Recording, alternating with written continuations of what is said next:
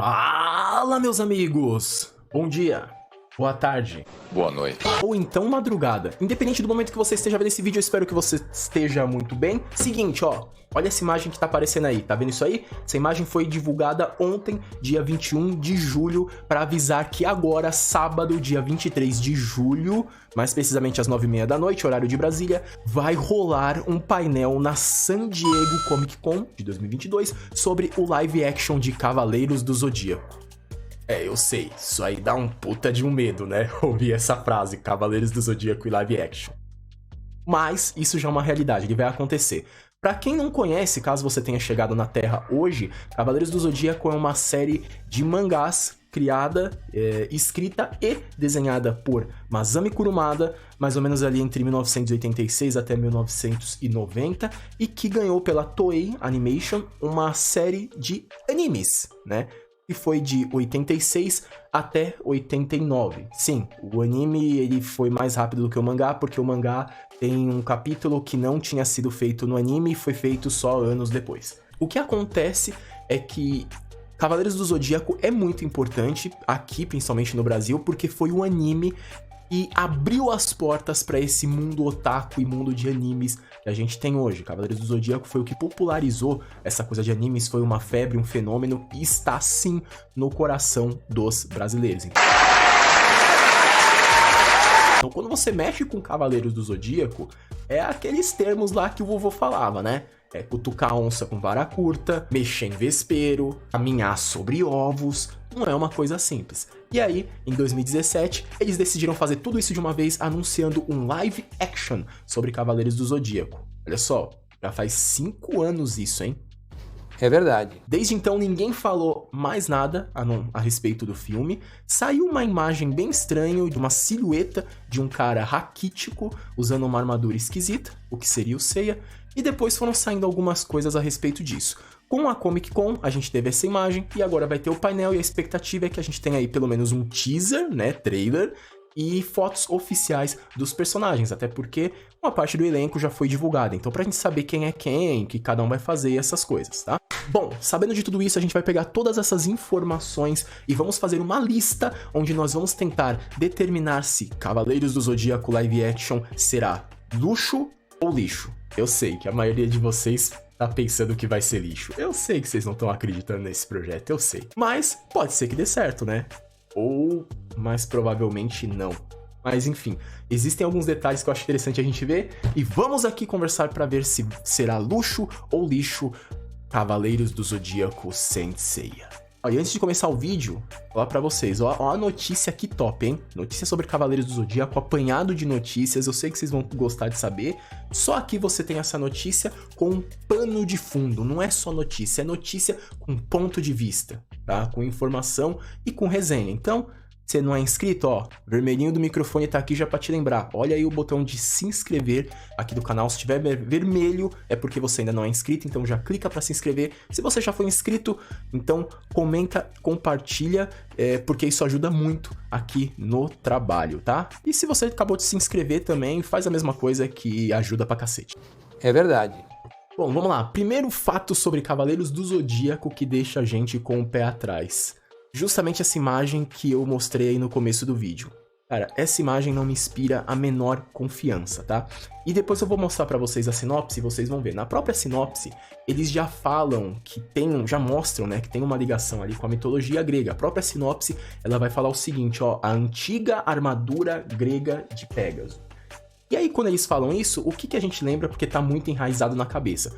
Os Cavaleiros do Zodíaco raiz. E botava as mochilas feitas de ferro, porque eles carregavam as armaduras dentro das mochilas de ferro, colocava e ia embora. Pá, ia pro pau, ia pra aventura, entendeu? Tanto que se um cavaleiro tivesse sem armadura, ele não ia poder lutar com a armadura, ele tomava um sapeca, ou ele ficava um pouco mais pra trás, porque o outro tava com a armadura, ele tava sem, ele se ferrou, e era isso aí, é um mundo cão, tá? Não tinha essas coisas. Agora, uma coisa que aconteceu e que chegou, né, no filme Lenda do Santuário e depois começou a aparecer em várias outras versões de Cavaleiros, é que as armaduras agora elas têm uma versão Nutelinha de um pingente. Na Lenda do Santuário você tem um pingente, onde ele joga no chão, aparece um portal, esse portal surge uma caixa, essa caixa é tipo um Transformer que a própria caixa vira uma armadura. Ou seja, é uma armadura que é uma caixa, que é um Transformer. É uma coisa modernosa e até legal? É, mas convenhamos que isso não casa em nada com a coisa da mitologia, e principalmente quando você fala em armaduras gregas, armaduras antigas e essas coisas, né? Então, é o tipo de atualização que, na minha visão, acho que é um pouco preocupante, porque descaracteriza o que é mesmo, o que são os cavaleiros, o que são as armaduras, os conceitos, e deixa estranho. E vamos falar a verdade, vai. Os caras carregando as armaduras nas caixas de ferro, porra, aquilo ali é muito mais legal. O cara puxa assim a parte da frente da caixa, uma corrente abre, aí sai. Meu, aquilo era muito mais legal, né? Não tem como. Então, essa parte eu acho que é preocupante. Talvez isso aí impeça do live action ser um luxo. Outro ponto preocupante que eu acho que pode impedir o live action de ser um luxo é a questão da sinopse. Sim, a sinopse é uma coisa muito preocupante, porque quando eu li a sinopse, automaticamente eu lembrei do filme Dragon Ball Evolution. E se você não sabe o que é Dragon Ball Evolution, sinta-se muito feliz, tá? Você é uma pessoa privilegiada de nunca ter assistido essa porcaria. Vou ler aqui a sinopse pra vocês terem ideia do que eu tô falando, tá? Intitulado Knights of the Zodiac, Saint Seiya, o longa acompanha Seiya, um órfão, até aí tudo bem, que mora nas ruas, tá? E recebe um chamado após uma energia cósmica despertar dentro de si.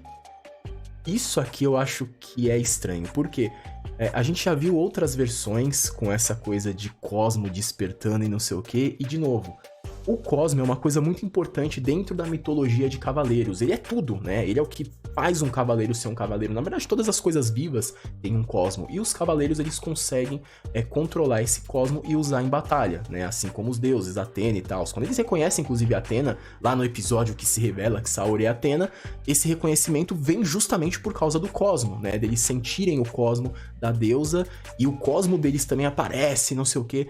Então, e é uma coisa que você treina pra você desenvolver. Tudo bem, todo mundo tem, é uma coisa inerente aos seres vivos, mas você treina pra fazer, inclusive é um treinamento muito árduo.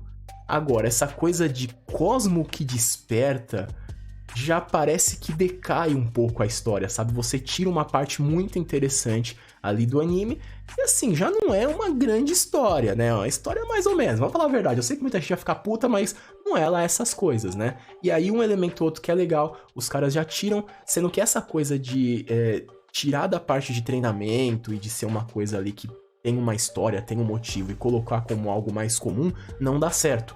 A gente viu isso na animação da Netflix, fica estranho. A gente viu isso até no filme novo do Mortal Kombat e ficou estranho. Não vira, tá? Então eu acho isso aqui estranho.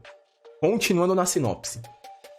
O protagonista embarca em uma jornada para conquistar a antiga armadura grega de Pégasus e escolhe o seu lado em uma batalha sobrenatural. Mas que porra é essa?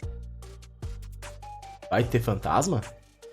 Pelo destino de Atena, uma jovem que luta para controlar os seus poderes. E aqui, de novo, tem uma coisa que me deixa preocupado, porque uma jovem que luta para controlar os seus poderes, se eu lesse isso e eu estivesse em 1990, de boa, estaria tranquilo. Em 2022, uma jovem que luta para controlar os seus poderes, eu já enxergo isso como draminha de adolescente. Ah, meus poderes, eu quero, eu não quero, eu não posso, eu preciso fazer, agora eu vou, agora eu não vou. Então, assim, draminha adolescente talvez detectado.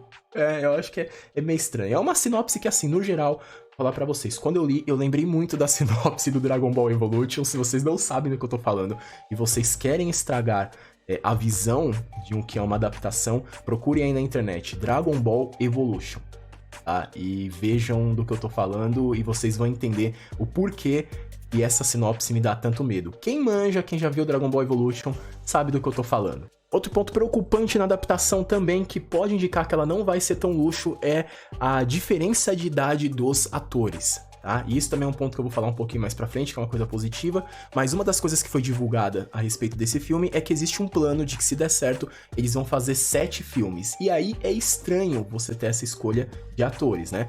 A primeira atriz que se juntou ao elenco foi a Famke Janssen, e é a atriz que fez a Jean Grey nos primeiros filmes dos X-Men.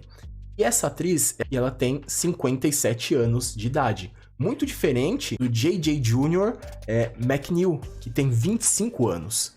E assim, tudo bem, é uma adaptação, alguma coisa pode mudar, mas aí a gente pensando pelo que acontece no anime, a história e a dinâmica, é estranho você ver um personagem que vai ser representado por um cara de 25 e imaginar a mesma dinâmica de uma pessoa de 57, né? A diferença entre eles é muito grande. A gente sabe que os cavaleiros, eles têm idades diferentes, eles são muito jovens, né, na história original, mas não é tão mais velho assim, né? E principalmente pelo fato deles falarem que eles querem fazer 7 filmes.